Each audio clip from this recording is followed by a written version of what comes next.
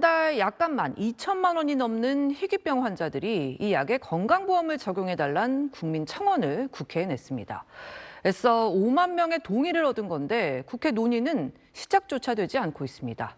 이런 청원이 한두 개가 아닙니다. 윤나라 기자가 취재했습니다. 지난 2015년 폰 히펠 린다우 증후군 진단을 받은 30대 남성입니다. 종양 억제 유전자 이상으로 약 4만 명당 1명꼴로 발병하는 이 질환은 뇌나 신장 등의 악성 종양을 유발합니다. 암도 생겨요. 뇌종양을 9번 수술했고 신장암도 5번 정도 하고.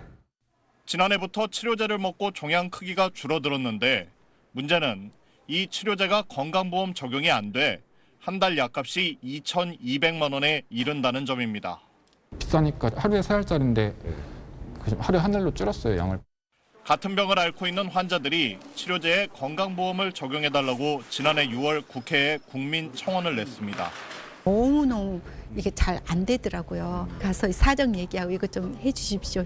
정말 한 명 한 명 정말 손 벌려가지고 이렇게 해서 마지막까지 이렇게 5만 명 채웠거든요.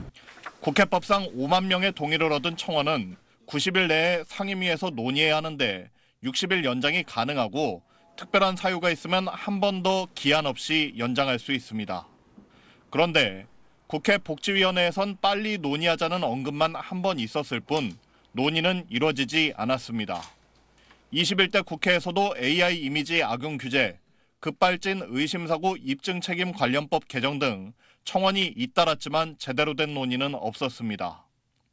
20대 국회의 경우 청원 207건 중 166건, 21대 국회는 194건 중 161건이 폐기됐습니다.